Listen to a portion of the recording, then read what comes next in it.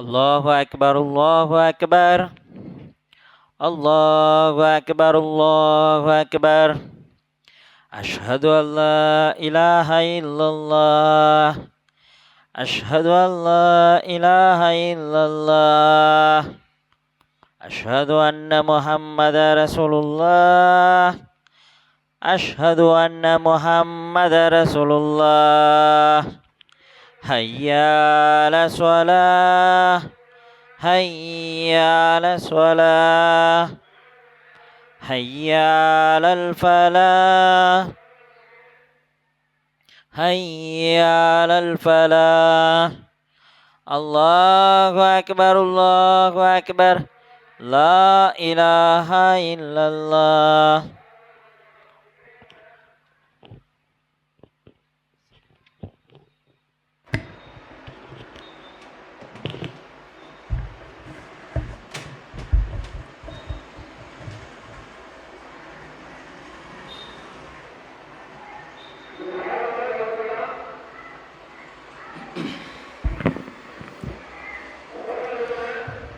إن الحمد لله ونستعينه ونستغفره ونعوذ بالله من شرور أنفسنا ومن سيئات أعمالنا من يهده الله فلا مضل له ومن يضلل فلا هادي له وأشهد أن لا إله إلا الله وأشهد أن محمدا عبده ورسوله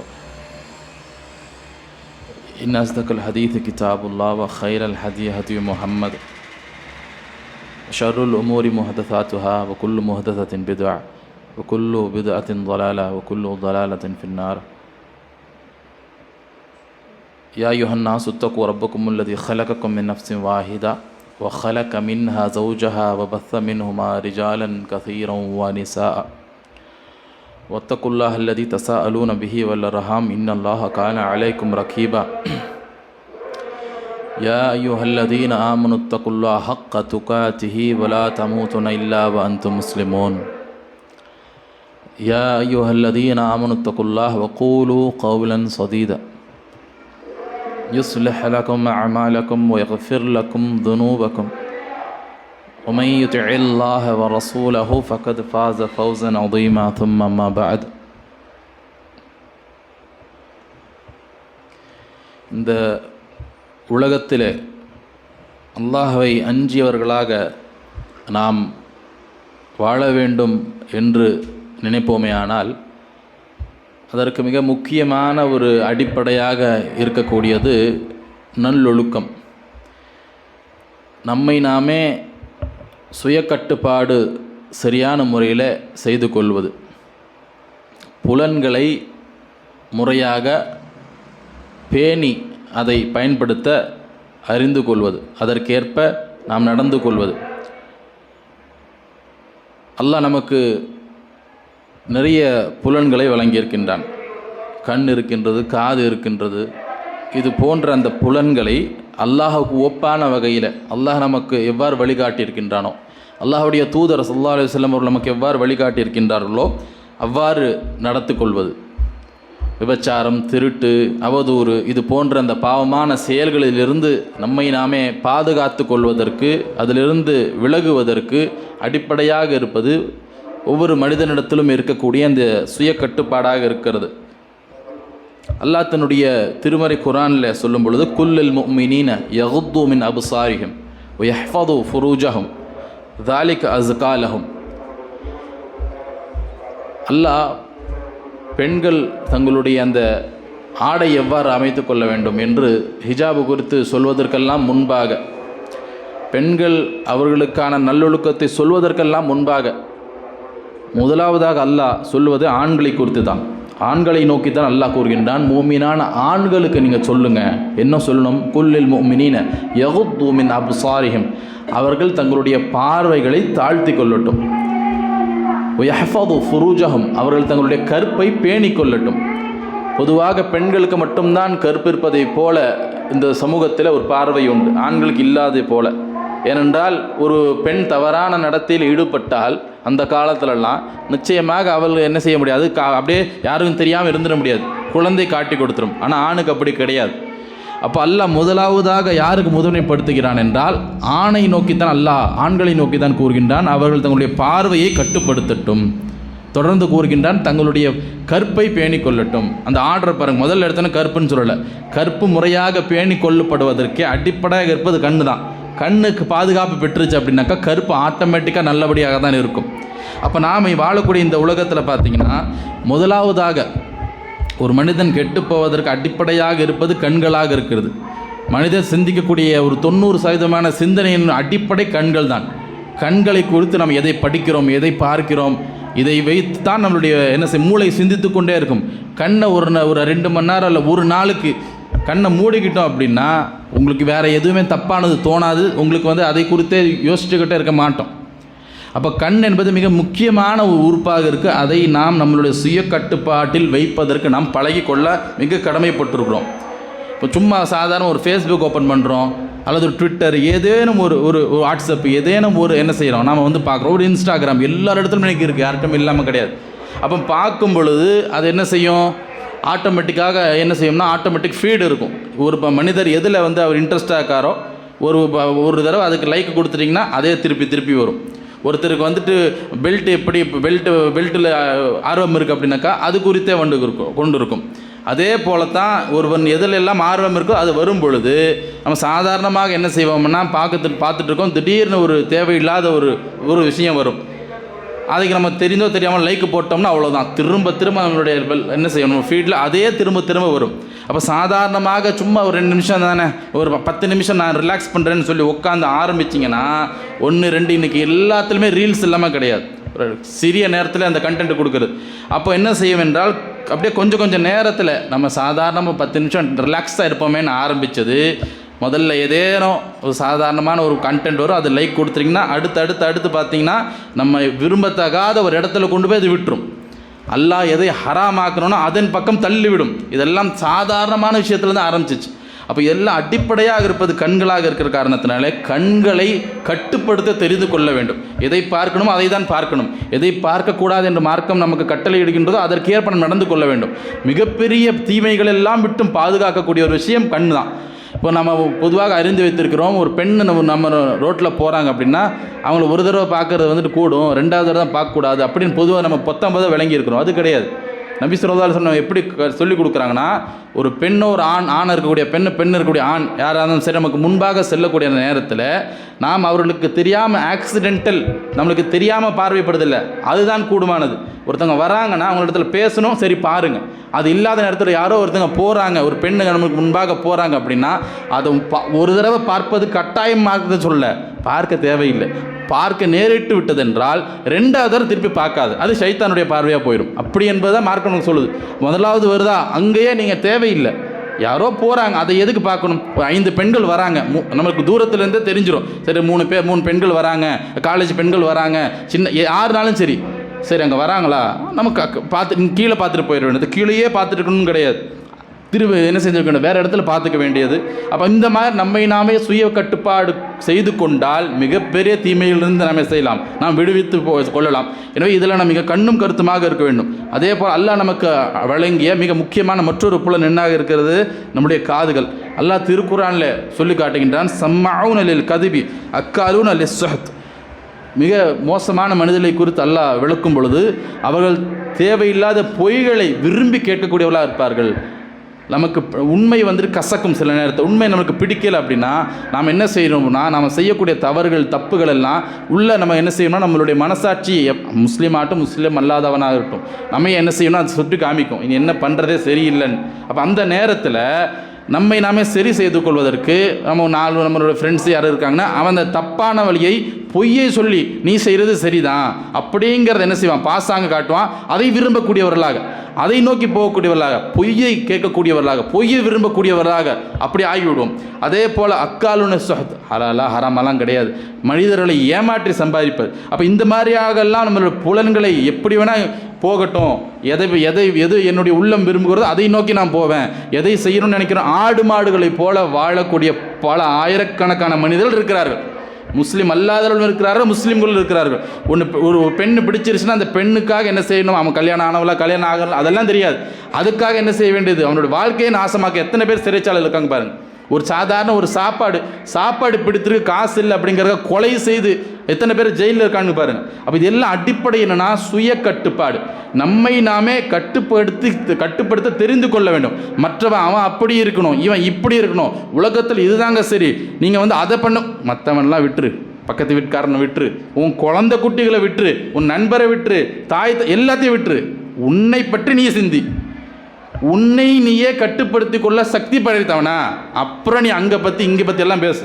அப்போ என்னை நானே சுய கட்டுப்பாடு செய்து கொள்வதற்கு எனக்கு சக்தி இல்லைனா நான் எப்படி அவனை நோக்கி அதை செய்ய இதை செய்ய, இதை கூட அவர்களால் செய்யாமல் இருக்க, இப்படியெல்லாம் பேசலாம். அப்போ நம்மை நாமே என்ன செய்யணும், பக்குவப்படுத்த தெரிந்து கொள்ள வேண்டும். இப்போ நாம் ஒரு இடத்துல இருக்கோம், சபையில் இருக்கிறோம், தப்பும் தவறுமான பேச்சுகள் பேசப்படுது, அப்படி அந்த நேரத்தில் சும்மா இருக்கிறோம், அல்லது புறம் பேசுகிறாங்க, நம்மளுக்கு தெளிவாக தெரியுது. இப்போ டீ கடையிலோ வீட்லேயோ இருக்கிறோம், நம்மளுக்கு ரொம்ப பிடித்தமானவராகவே இருக்கிறான்னு வைங்களேன், அவர் திடீர்னு சம்பந்தமே இல்லாமல் ஒரு டாபிக் ஆரம்பிக்கிறாரு. அந்த டாபிக் வந்து குறிப்பிட்ட ஒரு முஸ்லீமை, ஒருத்தர் ஒரு முஸ்லீம் அல்லாதவரோ அவரை பற்றி தப்பும் தவறுமான பேச்சு, அப்படி பேசப்படு இப்படி பேசப்படுகிறது அப்படின்ட்டு சொல்லி பேசுகிறாங்க. அதை அப்படியே தொடர்ந்து சென்று கொண்டே இருக்கு, அது பேசிகிட்டே இருக்கிறாரு. நாம் என்ன செய்வோம்னா நம்மளுடைய உள்ளத்தில் வந்துட்டு சரி என்ன தான் சொல்கிறேன்னு தெரிஞ்சுக்குவோமே, பார்த்துக்குவோம் அப்படின்னு சொல்லி ஆரம்பிக்கும். அவன் பேசிகிட்டே போவான், கொஞ்சம் கொஞ்சமாக பேசிகிட்டே போவான். அப்போ மௌன சாட்சி, யாரும் கேட்டாங்கன்னா சொல்லிடலாம், பாய் நான்லாம் ஒன்றுமே பேசலையா பாய், நான் ஒன்றுமே சொல்லலை பாய். ஆமாம் நீ சொல்லலை, நீ கேட்டுட்டு இருந்தில்ல.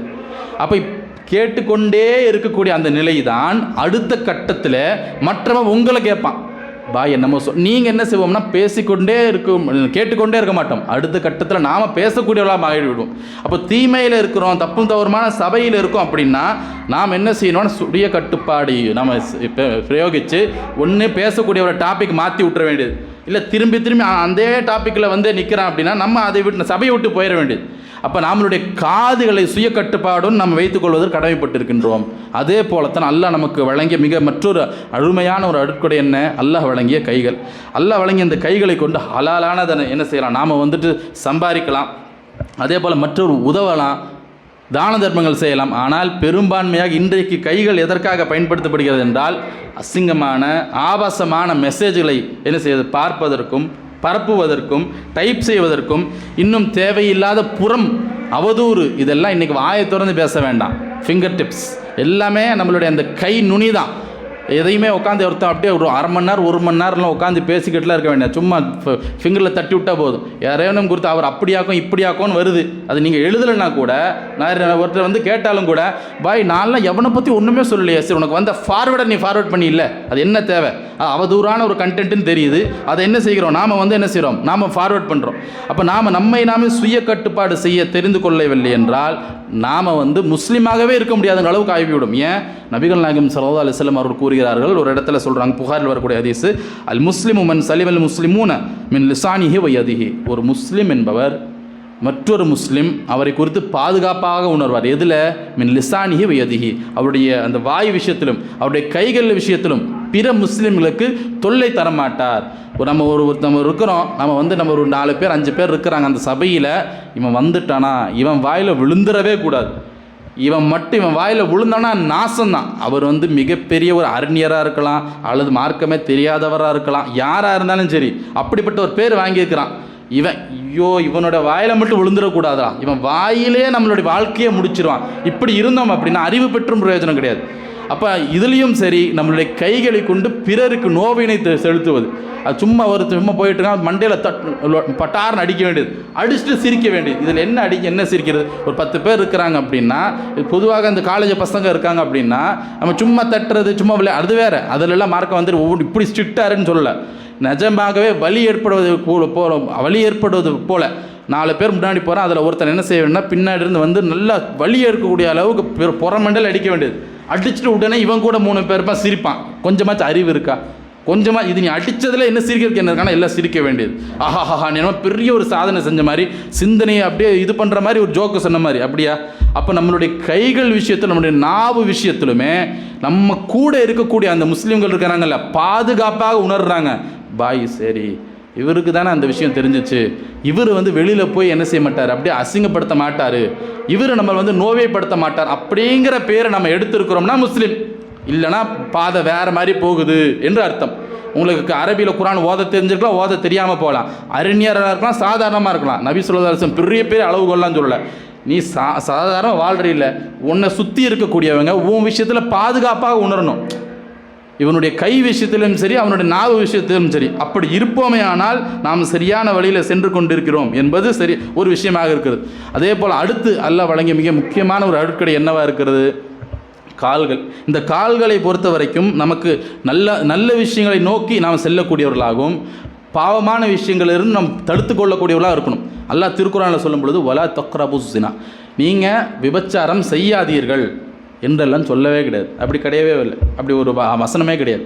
மாறாக அல்லாஹ் நமக்கு எப்படி சொல்கிறான்? வலா தக்ரபுஸ் ஸினா என்றால் நீங்கள் விபச்சாரத்தின் பக்கம் நெருங்காதீர்கள். அதாவது இஸ்லாத்தில் பாவம் மட்டும் ஹராம் கிடையாது, அந்த பாவத்திற்கு அழைத்து செல்லக்கூடிய அந்த பாதையே ஹராம். நிப்பிங் இட் இந்த பெட், ஆரம்பத்திலே சின்ன நிலையிலேயே அந்த அந்த அந்த விதையிலேயே எடுத்து வீசிடணும். அதனால தான் மார்க்கத்தில் நமக்கு அந்த ஒரு பாதை இருக்குது, அதை அப்படியே கொண்டு போய் ஹராமில் தான் விழும். அப்படின்னா ஆரம்பம் தெளிவாக இருக்கும், பிரச்சனை இல்லையே. ஆனால் உனக்கே தெரியும் அங்கே தான் போகும் என்றால் ஆரம்பத்தில் நீ போயிரு, வேறு வெளியில் போயிரு, இப்படி போகாம அப்படி போயிரு. அப்போ அதனால தான் அல்லாஹ் சொல்கிறான் வலா தக்ரபுஸ் ஸினா, நீங்கள் ஜினாவின் பக்கம் விபச்சாரத்தின் பக்கம் நெருங்கவும் செய்யாதீர்கள் என்று அல்லாஹ் கூறுகின்றான். மற்றொரு இடத்துல அல்லாஹ் திருக்குர்ஆனில் 36ஆம் அத்தியாயத்தின் 65ஆம் வசனத்தில் அல்லாஹ் சொல்லும் பொழுது அல் யௌம நஹ்திமு அலா அஃப்வாஹிம் வ துகல்லிமுனா ஐதீஹிம் வ தஷ்ஹது அர்ஜுலஹும் பிமா கானு யக்ஸிபூன். மறுமை நாளில் அடியான் செய்யக்கூடிய அனைத்து பாவங்களும் சுமந்து நின்று கொண்டிருக்கும் பொழுது அல்லாஹ் சொல்லுவான், அவருடைய வாய்களுக்கு அல்லாஹ் என்ன செய்வான் என்றால் பூட்டு போட்டுருவான், வாய் பேசக்கூடாது. இப்போ அந்த மாதிரியான நிலையில் அவன் என்ன செய்வான் என்றால், இப்போ அது மற்றொரு ஹதீஸில், முஸ்லீம் வரக்கூடிய ஒரு ஹதீஸில் என்ன வருகின்ற என்றால், மனிதன் அல்லாஹ் இடத்துல பேசுகின்றான். என்ன பேசுகிறான் என்றால், அல்லாஹ்வே நீ எனக்கு அநீதி இழைக்கக்கூடாது, அநீதி இழைக்க மாட்டேன்னு சொல்லு என்று சொல்லுவான். அப்போ அந்த மனிதன் இடத்துல அல்லாஹ் என்ன செய்கிறான்னா சரின்னு சொல்லிட்டு அவனுடைய வாய்க்கு சீலை போட்டுருவான். வாய்க்கு சீலை போட்ட பிறகு அவனுடைய கை பேசும், அவனுடைய காலு சாட்சி சொல்லும். இந்த வசனத்தில் என்ன சொல்கிறான்? மனிதனுடைய அந்த வாய் என்ன செய்யும்? பூட்டப்பட்டு விடும். அவனுடைய கைகள் பேசும், அவனுடைய கால்கள் சாட்சி சொல்லும். அந்த ஹதீஸில் இதுக்கு விளக்கமாக வரக்கூடிய மற்ற ஹதீஸில், அது தபரானிலும் மற்ற ஹதீஸிலும் உள்ளது.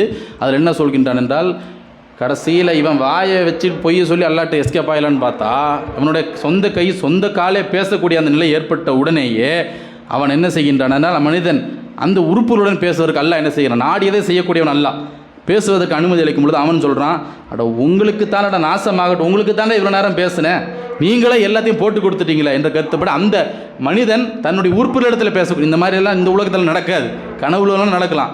ஆனால் அல்லாஹ் நாடியதை படைக்கக்கூடியவன், நாடியதை ஏற்படுத்தக்கூடியவன் அடிப்படையில் இப்படியான ஒரு நிலை ஏற்படும் என்று நபிகள் நாயகம் ஸல்லல்லாஹு அலைஹி வஸல்லம் சொல்கிறாங்க. அதற்கு ஏற்பவே இந்த வசனத்திலும் அல்லாஹ் நமக்கு என்ன செய்கின்றான்? கூறுகின்றான். ஆரம்பத்தில் இப்போ உதாரணமாக ஒரு நம்மளுடைய நண்பர்களாக இருக்கிறாங்க, அங்கே ஒரு பாவமான ஒரு பார்ட்டி தான் நடக்குது. அப்படிங்கும் பொழுது நம்ம என்ன செய்கிறோம்னா டான்ஸ் ஆட போகிறாங்க, பெண்கள்லாம் வர போகிறாங்க அப்படின்ற மாதிரி இருக்குன்னா, அப்போ ஆரம்பத்தில் போனோம்னா ஒரு 2 மணிக்கு அது ஆரம்பிக்குது நிகழ்வு அப்படின்னா 10 மணிக்கு அது ப்ரோக்ராமே கிடையாது, சும்மா பேசுகிறது தான். அப்போ நாம் ஃப்ரெண்ட்ஸ் எல்லாம் என்ன செய்வாங்கன்னா, டேய் நீ 2 மணிக்கு வரலாம், ஓகே 10 மணிக்கு வாடா, 10 மணிக்கு சும்மா உட்காந்து சாப்பிட தானே போகிறோம் அப்படின்போம். அப்போ என்ன செய்வோம்? 10 மணிக்கு பிரச்சனை இல்லை அப்படின்னு போனோம்னா அவன் முன்னாடி அந்த ப்ரோக்ராம் மாற்றிட்டானா அங்கேருந்து வெளியே வர மாட்டான். சரி என்னதான் இருக்குது பார்த்துருவோமே. அப்போ நம்மளுடைய கால்களை பொறுத்த வரைக்கும் நன்மையை நோக்கி செல்லக்கூடியவர்களாகும், தீமைனா இந்த பக்கம் இருக்கணும் அந்த பக்கம் திரும்பி போனால்தான் இந்த உலகத்தில் நவீன உலகத்தில் நம்மை நாமே பாதுகாத்து கொள்ள முடியும். அதுக்கு அடுத்தபடியாக மிக முக்கியமான ஒரு விஷயமாக நபிகள் நாயகம் ஸல்லல்லாஹு அலைஹி வஸல்லம் நமக்கு சொல்லி காட்டுவது, மை யதுமன் லி மா பைன லஹ்யஹி வ மா பைன ரிஜுலைஹி அதுமன் லஹுல் ஜன்னா. இவர் என்னிடத்திலே 2 விஷயங்களுக்காக என்னிடத்தில் அவர் வாக்குறுதி அளித்தால், பாதுகாப்பேன் என்று கூறினால் அவருக்கு சுவனத்திற்கு நான் பொறுப்பேற்கிறேன் என்று நபி ஸல்லல்லாஹு சொல்கிறாங்க. இந்த வாக்களிக்கிறது இன்னைக்கு இருக்கிறான் பாரு இந்த அரசியல்வாதி அந்த மாதிரி கிடையாது, ஏதோ ஜமாத்து தலைவர் கிடையாது. உண்மைக்கு பெயர் போன வாக்குறுதினா இவர் தான் என்று சொல்லக்கூடிய அளவுக்கான நபிகள் நாயகம் ஸல்லல்லாஹு அலைஹி வஸல்லம் சொல்கிறாங்க. அது என்ன? அந்த 2 விஷயத்தில் நாம் பாதுகாப்பாக இருக்க வேண்டும், பேணுதலாக நடக்க வேண்டும் என்றால், முதலாவதாக சொல்கிறாங்க மா பைன லஹ்யஹி, 2 தாடைகளுக்கு மத்தியில் இருக்கக்கூடிய உங்களுடைய வாய், அதே போல் 2 தாடைகளுக்கு இருப்பதை போல் 2 தொடைகளுக்கு மத்தியிலான அந்த மறை உறுப்பு, இது விஷயத்தில் பேணி பாதுகாப்போடு நடந்து கொள்வார்களே ஆனால் அவர்களுக்கு சுவனத்தை வழங்குவதற்கு நான் பொறுப்பேற்றுக் கொள்கிறேன். அல்லாஹ்விடத்தில் மன்றாடியாச்சும் பெற்றுக் கொடுத்துருவாங்க. எத்தனையோ பாவம் செஞ்சுக்கிறோம், முன்ன பின்ன அது இருக்குது இது இருக்குது. ஆனால் வாய் விஷயத்தில் அவனை கழுவி ஊற்றுறது, இவனை பற்றி அப்படி இதெல்லாம் இல்லாமல் வாய் விஷயத்தில் கட்டுப்பாடோட அதே போல் மர்ம உறுப்பு விஷயத்திலையும் சரி, கணவன்னா மனைவி, மனைவினா கணவன், அவ்வளவுதான். அதை தாண்டி வேறு விஷயமே கிடையாது என்று நடந்து கொண்டால் அங்கொன்றும் இங்கொன்றும் வாங்கி பாவம் செய்தாலும் சரி, அதாவது நபி ஸல்லல்லாஹு அலைஹி வஸல்லம் அவர் நான் பொறுப்பேற்றுக் கொள்கிறேன்னு அர்த்தம். அவன் ஏற்கனவே நல்லவனாக இருக்கான், பிரச்சனையே இல்லைன்னா எதுக்கு பொறுப்பேற்றுக் கொள்ளணும்? அவன் ஏற்கனவே ஃபெயில் மார்க் வாங்கிட்டான் அல்லது ரொம்ப இக்கட்டான நிலையில் இருக்கான்.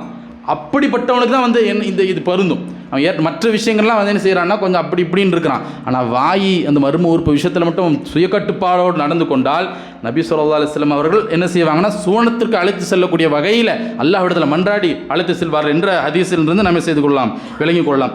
அதே போல் மற்றொரு ரிவாயத்தில் வரும்பொழுது அக்தருமா யுத்ஹிலுன் நாஸல் ஜன்னத தக்வல்லாஹ் வ ஹுஸ்னுல் குலுக், மனிதர்களில் அதிகமான பேர் சுவனத்திற்கு செல்வதற்கு அடிப்படையாக இருப்பது தக்வல்லா, அல்லாஹ்வை அஞ்சுவதும், வஹ்ஸ்னுல் குலுக், ஒருவருடைய நன்னடத்தை. இது ரெண்டும் தான் மனிதர்கள் அதிகமாக சுவனத்திற்கு செல்வதற்கு காரணமாக இருக்குன்றாங்க.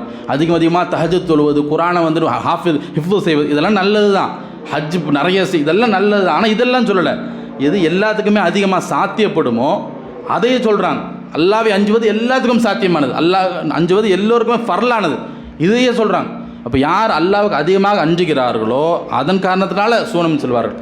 நல்ல நன்னடத்தை கொண்டிருக்கிறார்களோ அதனால அதிகமான பேர் சூனம் செல்வார் என்று சொல்லிட்டு அடுத்து சொல்கிறாங்க வக்ஸருமா யுத்ஹிலுன் நாஸ அன்னார அல் ஃபமு வல் ஃபர்ஜ். அதே போல் நரகத்திற்கு அதிகமான பேர் போகிறாங்க.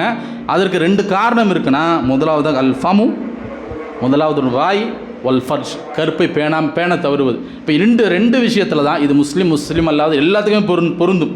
ஷிர்க்கு அதெல்லாம் இருக்குது. ஆனால் 2 விஷயம் இருக்குது. அதில் அதிகமான மனிதர்கள் போய் நரகத்தை விழுவதற்கு காரணமாக இருக்குன்னா, முதல்ல வாயிலேயே நாசமாக போகிறது, வாயிலே மற்றவனை ஊற்றி கழுவ வேண்டியது, பொய் பேச வேண்டியது, ஏமாற்ற வேண்டியது, அவதூறு, இந்த மாதிரியான விஷயங்கள், ஆபாசமான விஷயம் பேசுவது, இதனாலேயே நரகத்துக்கு போகக்கூடியது அதிகமான பேர். வல் ஃபர்ஜ் தங்களுடைய கற்பை பேணாமல் அதன் காரணத்தினால நரகத்துக்கு செல்லக்கூடியது அதிகமான பேர் என்று நபிகள் நாயகம் ஸல்லல்லாஹு அலைஹி வஸல்லம் சொல்கிறாங்க. இது ஜாமியு திருமதி எனும் நூலில் ஆதாரப்பூர்வ செய்தியாக பதிவு செய்யப்பட்டுள்ளது. அதே போல் இப்போ நாம் வாழக்கூடிய இந்த உலகத்தில் பார்த்திங்கன்னா, நவீன உலகத்தில் பல்வேறு பாவங்கள்லாம் வந்து அந்த காலத்தில் வந்து எப்போவாச்சும் நிகழக்கூடியது, இவனுக்கு நடந்துச்சு அவனுக்கு நடந்துச்சு, வாய்ப்பு அமையலை அப்படின்ட்டு இருக்கக்கூடியதெல்லாம் இன்றைக்கி ஒவ்வொருவருக்குமே சாத்தியமாகக்கூடிய வகையில் மொபைல் ஃபோன் இருக்குது. அதிகமான பாவங்களுக்கு ஒரு அடிப்படையாக விடுவதே இந்த மொபைல் ஃபோனாக இருக்கிறது. அப்போ அந்த மாதிரியான ஒரு காலத்தில் வாழக்கூடிய நாம் மிகவும் கண்ணும் கருத்துமாக இருக்கணும். தெரிந்தோ தெரியாமல் ஒரு தடவை கீழே விழுந்துட்டோம்னா அப்படியே கொண்டு போய் அதில் பாதாளத்தில் என்ன செஞ்சிடும், நம்ம விட்டுரும். இதற்கு மிக அழகான ஒரு எடுத்துக்காட்டாக, சுய கட்டுப்பாட்டிற்கு மிக அழகான ஒரு எடுத்துக்காட்டு யார்? நபி யூசுஃப் அலைஹிஸ்ஸலாம் அவர்கள் தான். அவரை குறித்து அல்லாஹ் திருக்குர்ஆனில் சொல்லும்பொழுது வலக்கத் ஹம்மத் பிஹி வ ஹம்ம பிஹா லவுலா அர்ரா புர்ஹான ரப்பி. யூசுஃப் அலைஹிஸ்ஸலாம் அவர்கள் மீது ஒரு பெண் என்ன செய்கிறார், ஆர்வம் கொள்கிறாள். இத்தனை திருமணமான ஒரு பெண்ணாக இருக்கிறாள். அப்படி இருக்கக்கூடிய அந்த நேரத்தில் ஒரு கட்டத்தில் இருவருமே ஒரு அறையில் இருக்கிறாங்க, தனிமையில் இருக்கிறாங்க. அப்போ அந்த நேரத்தில் அந்த பெண் அவரை நாடுகிறார், யூசுஃப் நபியும் அவரை நாடுகிறார் அப்படின்னு சொல்லிட்டு அடுத்து என்ன சொல்கிறான், லவ்லா அல்லாஹ் அர்ரா புர்ஹான ரப்பி, ஒரு வேளை அல்லாஹ்வுடைய அந்த அத்தாட்சி அவர் காணாமல் இருந்திருந்தால் விட்டுட்டான். அதுக்கு மேலே நம்மளே ஃபில்லப் பண்ணிக்க வேண்டியதான், சிந்தனைக்கு விட்டுற வேண்டியதான். யாரை பற்றி பேசுகிறான்? அல்லாஹ்வோட தொடர்பில் இருக்கக்கூடிய, இதுக்கு முன்பு இந்த நிகழ்வுக்கு முன்பு இருக்கக்கூடிய அந்த வரலாறுலாம் பாருங்கள். நபி யூசுஃப் அலைஹிஸ்ஸலாம் சின்ன பிள்ளையிலிருந்தே அவ்வளவு நல்ல ஒரு நிலையில் நல்லவராக வாழ்ந்துட்டு இருக்கிறார். திடீர்னு கிடையாது, சின்ன வயசுலேருந்து நபியினுடைய வளர்ப்பாச்சே, அவருடைய தந்தை நபி. அப்போ சின்ன வயசுல நல்ல பிள்ளையாக இருக்கிறாரு, சிறைச்சாலையெல்லாம் போயிட்டு வராரு. அப்போ அந்த நேரத்தில் நபி யூசுஃப் அலைஹிஸ்ஸலாம் அவரும் நல்ல பக்குவப்பட்ட ஒரு நிலை.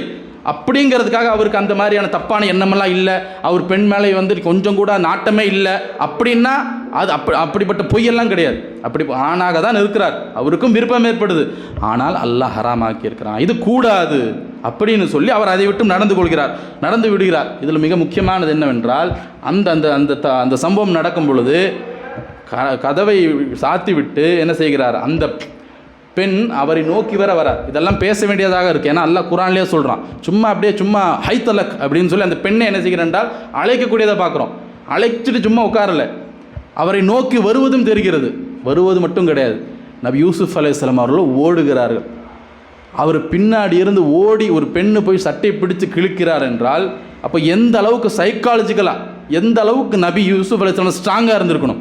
சும்மா இன்றைக்கி இருக்கிற காலகட்டத்தில் ஒரு மெசேஜ் தட்டினா போதும், கதவெல்லாம் மூட வேண்டாம், தனிமையெல்லாம் தேவை வேண்டாம். ஒரு மெசேஜ், ஒரு பெண்ணு கொஞ்சம் அப்படியே குழஞ்சி பேசிட்டாலோ, அல்லது அறிகுறி தெரியுது ஓகே அப்படின்னு ஒரு எஸ்எம்எஸ், ஒரு வாட்ஸ்அப் மெசேஜ் முடிஞ்சு. எதுக்கு போய் ரூம் எல்லாம் மூடிக்கிட்டு தனி, அதெல்லாம் தேவை கிடையாது. அந்த நபி யூசுப் அலைஹிஸ்ஸலாம் அவர்கள் எந்த அளவுக்கு இருந்திருக்கிறாங்கன்னா, கதவை இழுத்து சாத்தியாச்சு, பெண்ணே அவரை நோக்கி வருகிறார், பலவந்தப்படுத்துகிறார் ஒரு பெண்ணு. அந்த நேரத்தில் இன்னொன்று என்ன கவனத்தில் இருக்கணும், அவர் ஆணாக இருக்கிறார், அவருக்கும் அந்த விருப்பங்கிறது இருக்க தான் செய்யும். ஆனால் அல்லாஹ் என்ன பார்த்துட்டு இருக்கிறான் அப்படிங்கிறதுக்காக எல்லாத்தையும் எடுத்து வீசிட்டு அல்லாஹ் பார்க்குறாங்கிறதுக்காக அவர் அந்த இன்னும் ஐரப் அல்லாஹ் என்னோட இருக்கிறான் அப்படின்னு சொல்லி வராருல்ல, அதுதான் நமக்கு பாடம். அப்படிப்பட்ட ஒரு நிலையில தான் நாம் இருக்கணும். நம்மளுடைய இதெல்லாம் எப்போ சாத்தியப்படும்னா, திடீர்னு அந்த மாதிரியான சுச்சுவேஷன் ஏற்பட்டுச்சுன்னா உடனே தக்குவா வந்துருமா? அப்படி கிடையாது. சாதாரணமான நிலையில் சின்ன சின்ன விஷயத்தில் நாம் இந்த உலகத்தில் நடந்து கொண்டிருக்கும் பொழுது, இந்த ஃபித்னாக்கள் ஏற்படும் பொழுதெல்லாம் நாம் நம்மை நாமே பக்குவப்படுத்தி கொண்டால் தான் நம்மை நாம் என்ன செய்து கொள்ள முடியும். தப்பும் தவறுமான இந்த மாதிரி சூழல் வரும் பொழுது நாம் என்ன செய்ய, அதிலிருந்து நம்ம பாதுகாத்து கொள்ளலாம். இல்லை என்றால் பெரும் பெரும் விஞ்ஞானிகள், சாதாரண மக்கள் பெரிய விஞ்ஞானிகள், மிகப்பெரிய அறிஞர்கள், அவர் முஸ்லீம் அறிஞராக இருக்கலாம், முஸ்லீம் அல்லாத அறிஞராக இருக்கலாம், எதுலையோ ஸ்ட்ராங்காக இருக்கக்கூடியவங்கெல்லாம் இதில் போல்டு க்ளீன் போல்டு விழுந்துறதை பார்க்குறோம். பெரும் பெரும் அறிஞர்கள் விழுந்துடுறாங்க. பெண் விஷயம்தான். அப்போ நாம் இதெல்லாம் எப்போ சாத்தியமாக, நம்ம சாதாரணமான நிலையில் நம்ம டெய்லி போகிறோம், சாப்பிட்றோம், குடிக்கிறோம் இல்லை, இப்படிப்பட்ட நிலையில் நம்மை நாமே பக்குவப்படுத்திக் கொள்ளும். நம்ம ஒவ்வொரு தடவை மொபைல் யூஸ் பண்ணும் பொழுது, நம்ம வெளியில் நடக்கும் பொழுது, கடை தெருவுக்கு போகும் பொழுது நம்மை நாமே சுய கட்டுப்பாடு பட்டு கொண்டால் நாட்கள் செல்ல செல்ல அது லேசாகும். அப்போ தான் நாம் அப்படிப்பட்ட நிலையில் ஸ்ட்ராங்காக இருக்க முடியும் முடியுமே தவிர நாம் திடீர்னு நான் யூசுப் நபி தான், நான் யூசுப் நபி போல அப்படி நினைத்து கொள்வது கிடையாது. சாதாரண ஒரு சின்ன ஒரு தப்பும் தவறுமான ஒரு காட்சி பார்ப்பதை விட்டு நிறுத்தி உடனேயே நான் யூசுப் நபி போல இப்படியெல்லாம் நினைக்கக்கூடாது. நம்ம ஒவ்வொரு நாளுமே நாம் யூசுப் அலைஹிஸ்ஸலாம் அவர்களை நம்ம முன்மாதிரியாக கொண்டு சுய கட்டுப்பாடை நாம் நம்மளுடைய வாழ்க்கையில் கொண்டு வந்தால் தான் பெரிய தவறிலிருந்து நாம் விலக முடியும். எனவே அல்லாஹ் கூறுவதைப் போல கண்கள் அல்லாஹ்விற்காக எதை பார்க்கணும் அதை பார்க்கணும், எதை பார்க்கக்கூடாது என்று கூறினாலோ அதை பார்க்காமல் இருப்பதும், காதுகளை குறித்து அல்லாஹ் எதை கேட்பதற்கு அனுமதி அளித்திருக்கணும் அதை மட்டும் கேட்பதற்கும், வாயை அல்லாஹ்வுடைய தூதர் எவ்வாறு பயன்படுத்த சொல்லியிருக்கிறார்கள் அதை போலும் நம்முடைய கைகளும் காண்களும் நன்மையை நோக்கி செய்யக்கூடியவர்களாக, நன்மைக்கு பயன்படுத்தக்கூடியவர்களாகவும், தீமை விட்டு விலகக்கூடியவர்களாகவும் இருக்க வேண்டும் என்று கூறி என்னுடைய முதலாம் முறையை முடிக்கிறேன். வாஹிர் அல்ஹம்துலில்லாஹி ரப்பில் ஆலமீன்.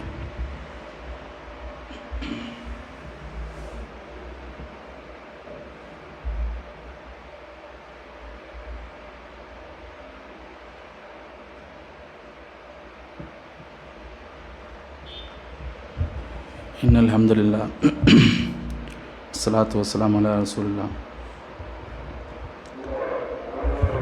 வாழ்ந்து கொண்டிருக்கின்ற இந்த நாட்டில் முஸ்லீம்களுக்கு எதிரான அந்த கொடுமைகள் ஒவ்வொரு நாளும் பல மடங்கு அதிகரித்து கொண்டே இருக்கின்றது. அதுவும் கடந்த இந்த ஒரு வருட காலத்தில் பல மடங்கு அதிகரித்திருக்கு. இதில் மிக வருத்தத்திற்குரிய விஷயம் என்னவென்றால், இந்த பாசிச ஆட்சி நடைமுறைக்கு வந்த பிறகிலிருந்து ஆரம்ப காலத்தில் எந்த அளவுக்கு இந்த அடக்குமுறைக்கும் இந்த அநியாயத்திற்கும் மக்கள் கொதித்தெழுந்தார்களோ, அதை குறித்து விழிப்புணர்வுடன் இருந்தார்களோ, அந்த நிலை இப்போ கிடையாது. நடந்தால் நடந்துட்டு போகட்டும் என்றும், அல்லது அதை ஒரு செய்தியாகவும் கூட ஆக்காத நிலையை தான் பார்க்குறோம். உதாரணத்திற்கு ஒடிசா எனக்கூடிய அந்த ஒரிசா மாநிலம் இருக்கிறது. இப்போ சமீபத்திய எலெக்ஷனில் அங்கே அந்த ரொம்ப நாள் ஆட்சி செய்தவர் என்ன செய்கிறாருன்னா, அவர் நவீன் பட்நாயக் அவர் ஆட்சி இழக்கிறாரு, பாஜக ஆட்சிக்கு வருகிறது. அப்போலிருந்து இன்னி வரைக்கும் மாதத்துக்கு ஒரு 2-3 ஆச்சு குறைந்தபட்சம் லென்ச்சிங் அடித்து கொள்ளக்கூடிய ஒரு சம்பவங்கள் அதிகமாகி கொண்டிருக்கிறது. முஸ்லீம்கள், கிறிஸ்தவர்களுடைய இந்த சர்ச்சுகள், முஸ்லீம்களுடைய பள்ளிவாசல்கள், அதே போல் தலித் மக்கள் என ரொம்ப அதிகமாக போய்கிட்டு இருக்கு. விஷயம் என்னென்னா, இதை குறித்து செய்தியெல்லாம் பெருசாக வருது கிடையாது, தொடர்ந்து நடந்து கொண்டிருக்கிறது. அந்த வகையில் நேற்று என்ன செய்கிறது என்றால், நேற்று ஒரு முஸ்லீம் என்ன செய்யப்படுறார், நேற்று கிடையாது, புதன்கிழமை வெட்னஸ்டே ஒருத்தர் அடித்தே கொண்டிருக்கிறாங்க. ஒரு முஸ்லீம் என்ன செய்கிறாருன்னா, அவர் வண்டியில் வேனில் பிக்கப் ட்ரக்கில் மாடுகள்லாம் போயிட்டுருக்குது. விடிய காலையில் 5 மணிக்கு என்ன செய்கிறாங்கன்னா, நடு வழி மறித்து இழுத்து போட்டு அவனை மிக கொடூரமான தாக்கி, கும்பலாக 5-6 பேர் என்ன செய்கிறாங்கன்னா, பயங்கரவாதிகள் நின்று அடித்து, சும்மா கையில் மட்டும் கிடையாது, கத்தி, பைப்பு, அருவா என சொல்லி கண்டது கிடையாது என்ன இருக்கோ அதெல்லாம் அடித்து கொல்லப்படுவதுங்க கொடூரமான மரணம். இது எவ்வளோ பெரிய விஷயம். ஒரு சாதாரண நாகரிகம் உள்ள ஒரு நாட்டில் இப்படிப்பட்ட ஒரு விஷயம் நடந்திருந்தால் எல்லா இடத்தும் தலைப்பு செய்தியாக இருக்கும். ஆனால் பலருக்கு இங்கே தெரியவே தெரியாது. நடந்தது புதன்கிழமை, இன்றைக்கி வெள்ளி, செய்தியில் கூட கிடையாது. ஏன்னா ஆரம்பத்தில் அகலாக் கொல்லப்படும் பொழுது எல்லோருமே பெரிய விஷயமாக ஆக்கப்பட்டுச்சு. அட்லீஸ்ட் அதை பற்றி பேசவா செஞ்சாங்க. இன்றைக்கு நார்மலைசேஷன் என்னது இந்த நடக்கும், அதுக்கு என்ன செய்தியாகவும் கூட போடாத ஒரு நிலை, இதுதான் மிகப்பெரிய ஆபத்தான ஒரு நிலையாக இருக்கிறது. இது நடந்து யாரும் அதை பற்றி பேசுறது கிடையாது. இது சம்பவம் குறித்து ஒரே அமியா பாண்டவ் என்று எனக்கூடிய ஒரு இண்டிபெண்டன்ட் ஜேர்னலிஸ்ட், அவர் தனிப்பட்ட அளவில் அவர் பதிவு செய்யக்கூடிய அந்த விஷயத்தில் நமக்கு இவ்வளவு சம்பவங்கள் தெரிகிறது. பெரிய பெரிய மீடியா கம்பெனிகளாக வாயை மூடிக்கொண்டு இருக்கின்றன. அப்போ அதை பற்றியான விஷயங்கள் நம்ம அறிந்தால் அதை மக்களிடத்தில் எடுத்து சொல்வதும், அதே போல் மற்றொரு மிக முக்கியமான ஒரு கொடூரமான ஒரு சம்பவம் நடந்திருக்கிறது. அது என்னவென்றால், மத்திய பிரதேஷ், அங்கேயும் பாஜக ஆளக்கூடிய ஒரு மாநிலம் தான். அந்த இடத்துல வந்துட்டு அப்துல் நயீம் என அழைக்கப்படக்கூடிய ஒருத்தர் இருக்கிறாரு.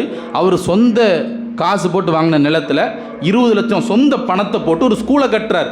அங்கே இருக்கக்கூடிய முஸ்லீம்கள், அந்த தலித்து மக்கள், இவர்களுக்கெல்லாம் கல்வி கிடைக்க வேண்டும் என்பதற்காக சொந்த பணம் எல்லாம் பேப்பர் சும்மா அவனாக கட்டிக்கிட்டது கிடையாது, எல்லாம் பேப்பர் அஃபிஷியல் எல்லாம் கரெக்டாக இருக்குது, எல்லாமே கரெக்டாக இருக்குது. கடைசியில் வந்து என்ன செய்கிறாங்கன்னா, இந்த பஞ்சாயத்தில் வந்துட்டு நோ அப்ஜெக்ஷன் சர்டிஃபிகேட் வாங்கிட்டு அதையும் வாங்கிட்டார். எல்லாம் பக்கா, எதுவுமே சொல்கிறது கிடையாது.